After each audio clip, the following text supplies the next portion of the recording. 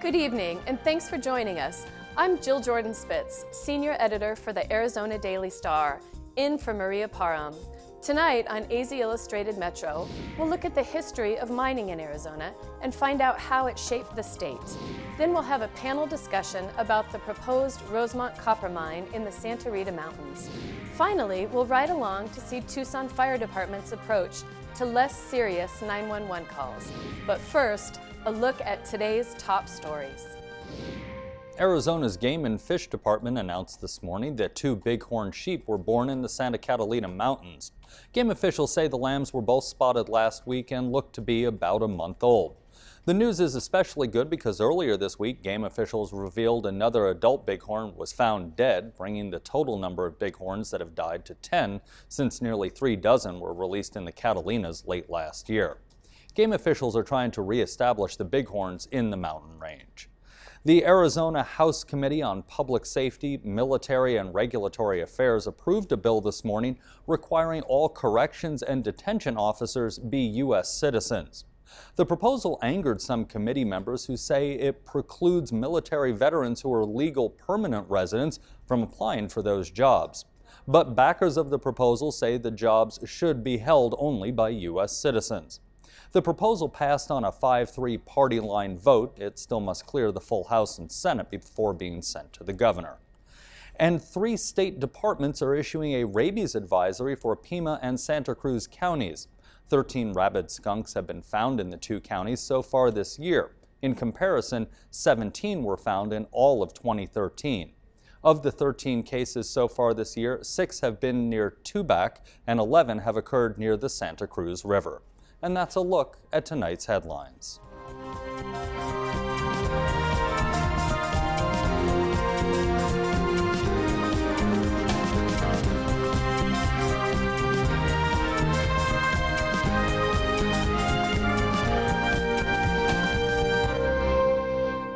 One of the 5 C's that influence the movement of people in Arizona is copper.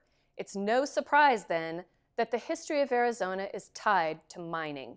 In southern Arizona, debate roils about whether Rosemont Copper Company can mine on federal land south of Tucson. We'll delve into that issue later in the show. First, we take a detailed look at how mining shaped the state with an excerpt from Under Arizona, a documentary from 8, Arizona PBS in Phoenix.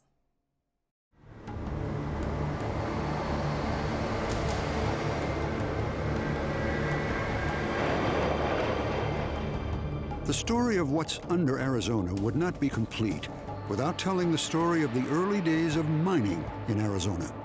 Mining really was the reason to some extent that we have the state of Arizona. It was mining that brought in the people, that brought in the businesses, that brought in the transportation. Without mining, Arizona would not be. The huge open-pit mining operations we see today are a fairly recent phenomenon. In 1848, gold was discovered in California. Prospectors, or placer miners, headed west, many traveling through Arizona. These were solitary men looking for flakes and nuggets of gold in mountain streams. Armed with little more than a burro and a pan, few struck it rich. As people didn't strike it rich in California, they began to think of what they had come through and come back here. In the 1870s, following the Civil War, prospectors scoured the state for gold and silver. Merchants followed the miners, and soldiers followed them both in order to protect them from Indians angered by this invasion of European immigrants. Soon, it became clear that the real wealth lay not on or near the surface, but in the mineral veins hundreds, then thousands of feet under Arizona. As you deplete those near-surface deposits rather quickly and you need more sophistication and more money, then you need more investment. And it's no longer the realm of the individual prospector to do the mining. You have to bring in companies. And the mining then developed the transportation networks, the communication networks, the supply lines, built the communities, secured the funding for educational systems, hospitals, and built our civil society. Throughout the 1870s, 80s, and into the 90s, boom towns sprang up all over Arizona. Mining camps grew into towns such as Bisbee, Jerome, Morenci, and Tombstone. While communities developed above ground, miners spent most of their time far underground, drilling rock or filling and even pushing carts. It was the era of silver and gold, but it was also the era of electricity, and that meant a demand for copper wiring. Copper prices are high enough and the ore in many cases rich enough that you could continue the same kind of lode mining with copper that you had done for gold and silver.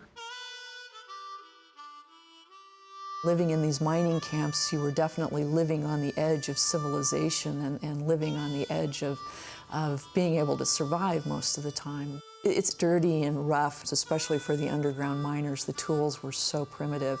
It was dangerous. You're dealing with explosives. You're dealing with shifting rock, falling rock.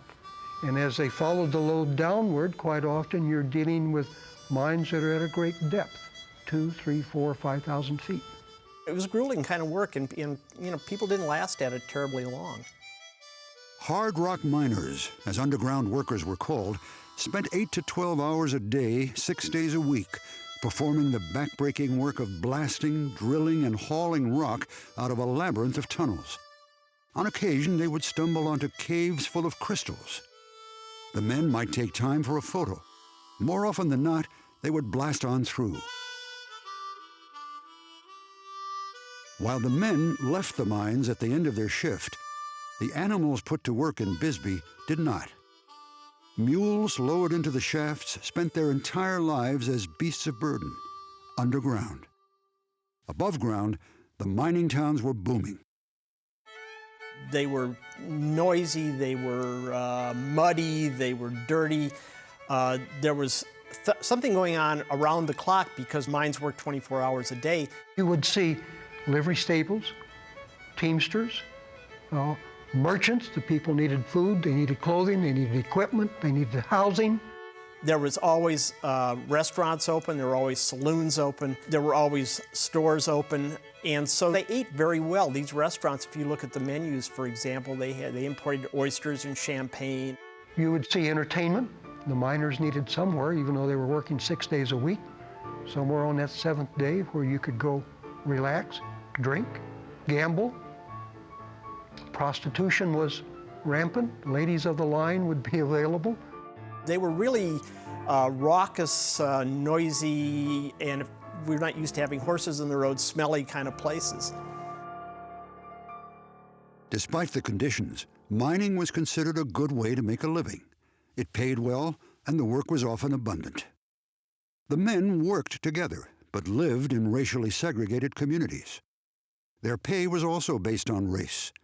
Mexican workers making less than their Anglo co-workers. None of them got rich. The people who really made money off the mines were the people who sold things to the miners. The lifespan of these early Arizona boomtowns varied. Some disappeared before they ever became more than a collection of tents. Others thrived, but only for a few years. Still fewer would last into the 20th century. Most towns died when the ore quality declined or simply ran out. In Tombstone, miners struck water, which flooded the mine, making it too costly to continue mining. Tombstone practically disappeared. The only thing that really saved it around the turn of the century, and particularly in the 20s, was the boom in tourism. And that's what has really kept it continuing down to the present day. The decline in the quality of ore, combined with the development of new technologies and massive equipment, ushered in the era of open-pit mining in the early 1930s. Mines such as the Copper Queen in Bisbee survived until the mid-1970s through a combination of open-pit mining and tunneling, until a drop in copper prices forced both to close. Today, visitors can board an old mining train and travel deep into the Copper Queen for a glimpse into what it feels like under Arizona. Since most mining is done in an open pit. Originally an underground mine, the copper mine in Morenci is one of the largest open pit mines in the world. It produces the most copper in Arizona, and Arizona produces the most copper in the United States. But the future may take mining back under Arizona. We're talking about mines now that aren't just a mile or 2 miles deep, but we're starting to think about how do we mine in the ground 3 miles deep. Phenomenally difficult and is going to require a whole new set of technology. So we've gone full circle from the underground mining to the surface mining and now back to the underground mining in Arizona and much of the world.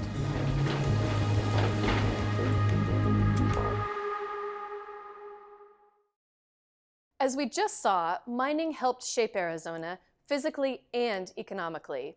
Up next, Andrea Kelly has a conversation with a few of the players in the debate about the proposed copper mine in the Santa Rita Mountains south of Tucson. Joining me now in the studio is Kathy Arnold, the Vice President of Environmental and Regulatory Issues at Rosemont Copper Company. We also have Jennifer Ruyle with the Coronado National Forest and Ray Carroll, a member of the Pima County Board of Supervisors. Thank you all for coming in today. Thanks for having us. Jennifer, let's start with you. Can you explain what's happening right now with the government process on the Rosemont Copper Mine? We're in the middle of the opposition period for the environmental impact statement. What does all of that mean? Yes, it's actually called an objection period. And we released a final environmental impact statement and a draft record of decision. They were available on our website, and then there was a notice published in the Federal Register in December. And the objection process started officially on December 31st, right now we're close to the end of the objection process, and that will be on February 14th. And what's in that environmental impact statement? In the environmental impact statement, we took a very hard look at the Rosemont Copper Project, and it's our job to do the very best job we can in disclosing the impacts that the project would have and requiring any mitigation that's within our authority. And it's my impression this is the latest in a long span of reviews you've been doing. Yes, we started this review period in 2007. And Kathy, as a representative of Rosemont Copper, does the environmental impact statement contain Rosemont's research, what Rosemont put into this process so far? Yeah, we were really pleased. The Forest Service was able to use a lot of the information that we provided, and then they took from other sources as well. So there were 17 cooperating agencies that helped provide information to the forest, and they also took in public comments. So there were over 25,000 public comments that went into the process. So the final environmental impact statement was a culmination of a lot of input from everyone. So we were really pleased with all of the input that we got. We got some great corrective sort of things on our research. We also got some great comments to help make our project better. So it was a great process for us. It's been a long process, but a great process. And Supervisor Carroll, the county took a vote last week to formally oppose this environmental impact statement. Why? We've objected since the beginning after a lot of independent research, a lot of review, especially when it comes to the water. We've accepted, first off, a very formal participation with Rosemont Copper. We laid out some issues that would be about 5 successful mitigation attempts that they agreed to at one time, but still to this day, we've not seen the 5 accepted agreements, the specifics and the requirements.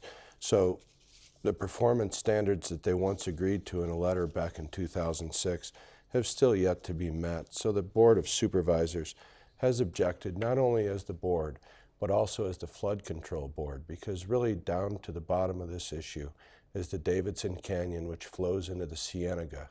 And the Cienega provides water for the Eastern Valley, all the way from its confluence to the Pantano Wash into town, midtown. You still see the fingerprints of water from the Rosemont Copper projects in the future could be affecting thousands and thousands of households that rely on fresh, potable drinking water. So that's one of our big objections from the flood control perspective. From the overall perspective, again, we had mitigation laid out. If Rosemont had agreed to pipe cap water directly to their mine site from the beginning, one of the biggest objections that we had would have been mitigated. It's 15 miles to the current well sites in Sarita, 22 miles to the current well sites in Green Valley, where they want to potentially pump potable drinking water to wash rocks at the Rosemont Copper site.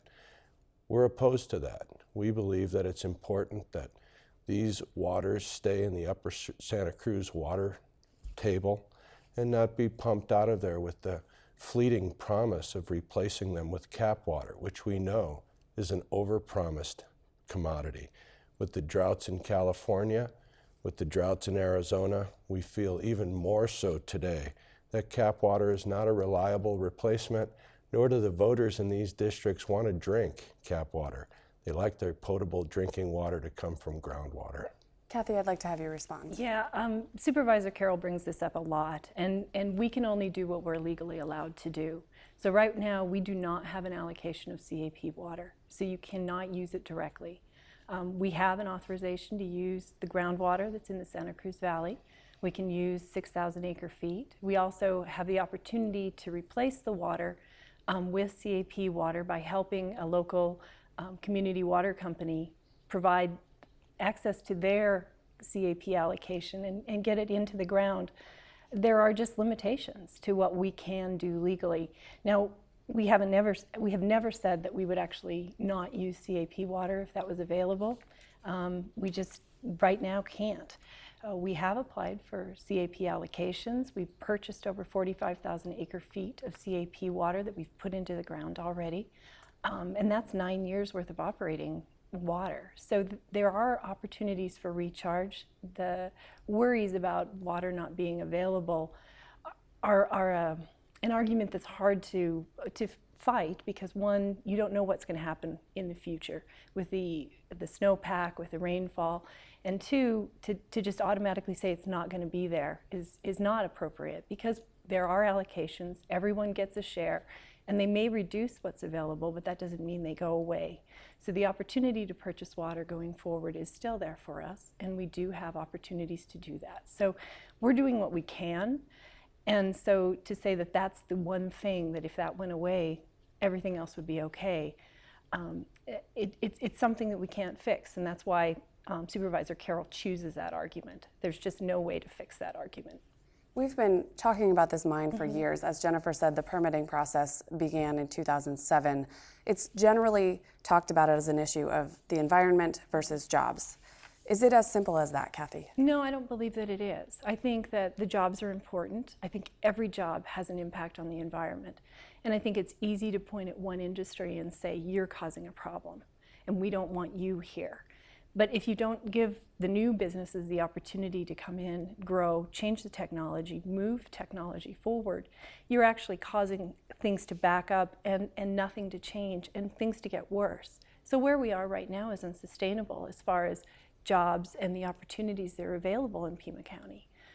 We lose jobs all the time. We celebrate when a restaurant opens and hires 200 people. It's wonderful that those 200 people have a job. But if there's no jobs to support the restaurant, they close. And so there's got to be some industry, there's got to be natural resource use, and there's got to be a balance. And how is that balance? That's part of the EIS process. That's part of why we go through those large impact statement projects, to make sure that there's an opportunity for everyone to weigh in and everyone to see where things are. But to take a narrow view and say it's got to be environment or nothing, that just doesn't work. Supervisor Carroll, is this an oversimplification, environment versus jobs? No, it's not. The local benefit is not as great of the overall benefit. The 400 jobs that will be here in Pima County are a fraction of what the greater benefit is going to be to the Canadian companies and to the Asian markets that are going to get this copper. I believe that the short-term benefits for the 400 people and the ripple effect, if you want to use a 1.5 multiplier, which is what most mines use, is not a trade-off that the county or the federal representatives are willing to accept. You know, it's 3,500 gallons a minute to operate a mine. It's 6,000 acre feet per year. Over the life of that mine, that's almost 2 billion gallons a year. And once permitted, they're unlimited as far as the amount of water that they can pump out of the potable groundwater that they're attempting to take. Now, in the future, we know currently that the mine is not compatible with the Sonoran Desert. Even if it's where the desert meets the tree line in the forest where they plan on taking 300,000 trees down, plowing them asunder really affects businesses that are currently ecotourism related, or wineries in Elgin, or the observatories at the Mount Hopkins Whipple Observatory. So there's a lot of current industries that are going to be affected by this. But again, they've been ignored and they've been pushed aside for the promise of this new mine, which I think is, like I said, incompatible with the Sonoran Desert. I'm going to have to cut you off there. Kathy, can you respond briefly? We've got about a minute left. Yeah, as far as the water permit that we do have a water permit to pump 6,000 acre-feet a year. It's a 20-year permit, so we'll have to renew. So to say that we're unlimited is inappropriate and unreasonable. It's not. We have a permit that regulates how much we can use and how we have to use the water. And really quickly, Jennifer, I just want to get back to you. How can the public weigh in right now? Well, right now we're in the objection process, and it's only, it started basically January 1st, and it ends on Friday, which is the 14th. And so there's been many comments, and that's the opportunity. There's instructions on the website on how to do so. Great. Well, thank you all for coming in. This is obviously not the end of the conversation. We plan to revisit this. Kathy, Supervisor Carroll, and Jennifer, thank you all. Thank you. Thank you.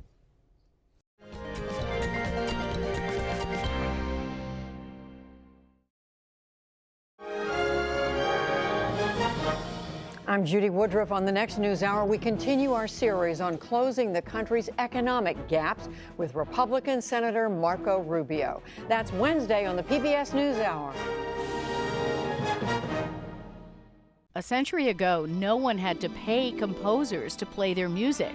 Then the organization ASCAP was founded. I love the idea that the music can go someplace without me, and that I may not know about it, but somehow ASCAP finds out. I'm Renee Montaigne, the surprisingly tough story of how songwriters get paid on the next morning edition from NPR News.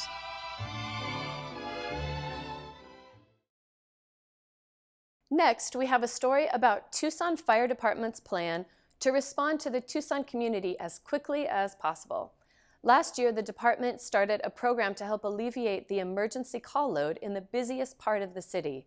The Rescue 8 response truck is based at Tucson Fire Department's Station 8 near Prince and Oracle. The two-person unit can handle many of the calls that previously required a fully staffed fire engine, leaving those vehicles available for more serious calls. Tom Klesby brings us a profile of the unit as it marked its first anniversary last fall.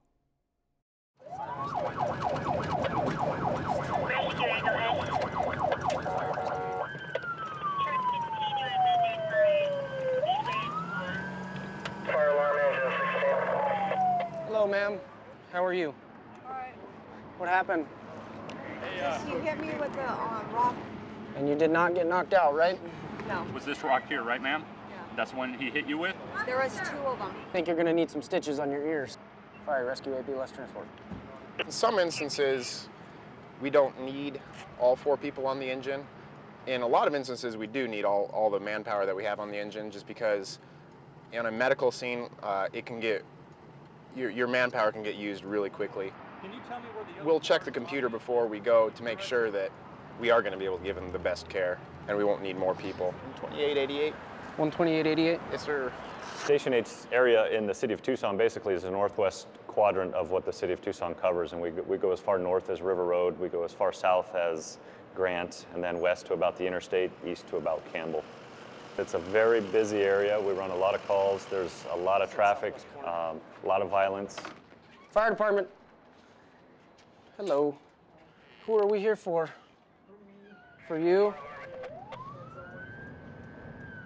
If we had been on that call right there, which is less critical, but then a rollover accident or a fire or something that happened, right down the street, typically the engine would be tied up on that call and not be able to respond. So what we were able to do there is free up the resources just in case. Hello, sir. What's going on? I've gotten high today, but... Okay. It's pain in my stomach. In your stomach? Hold that right there for me, bud. Do you have a home address or are you on the street? Okay. What did you use? Meth? All right, relax that arm again for me, okay? I'm gonna take another blood pressure for you. He is saying that he did take some meth today, amongst other things. So we see cases like that pretty often, and stomach pain, stuff like that, it's not an uncommon thing at all. All his vital signs are stable. He's complaining of some abdominal pain. So in this instance, we're still gonna transport him to the hospital. Can you walk for us? All right, buddy. If they aren't unstable, it's their choice of where they want to go. But we usually recommend the closest place. Sometimes they've had a good experience at a hospital or a bad experience at another hospital. Sometimes it's related to a family member dying. Oh, my family member died at this hospital, so I don't want to go there. A family member was probably going to die at any hospital. It just happened to be at a hospital, but it creates a bad stigma for them, so they feel like it's a bad place or it just has a negative connotation for them. Meds Control Rescue 8 is sending in a 22-year-old male with meds 840 to University Main Campus. Chief complaint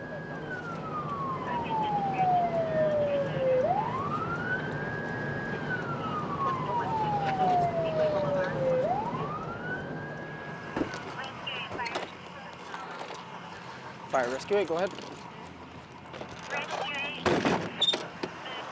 So this patient, she called us for chest pain. She is having some left-sided chest pain.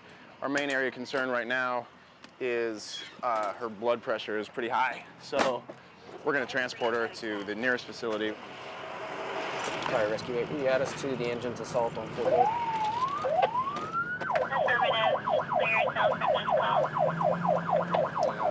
It's gonna be painful to breathe, bud. Hold on, man. We gotta look. I'm not feeling any false movement or anything like that, but. Got a 53-year-old male. He was assaulted. He was walking across the parking lot, hit a couple times in the head. Okay. And when he was on the ground, he was kicked 3 or 4 times in the ribs. Fist, denying any loss of consciousness. Hey, hold on. I can't go on my side. So he was punched on the right side, I'm guessing? Yeah. Left rib pain. He said there was more dummy all the way on that left side. Okay.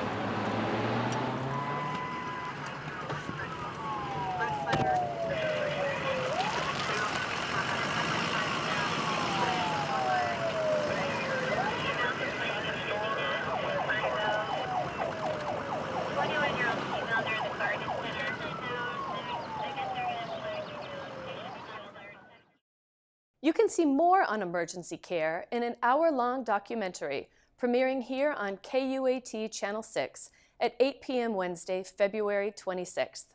Level 1 Trauma is a behind-the-scenes look at the University of Arizona Medical Center's trauma unit.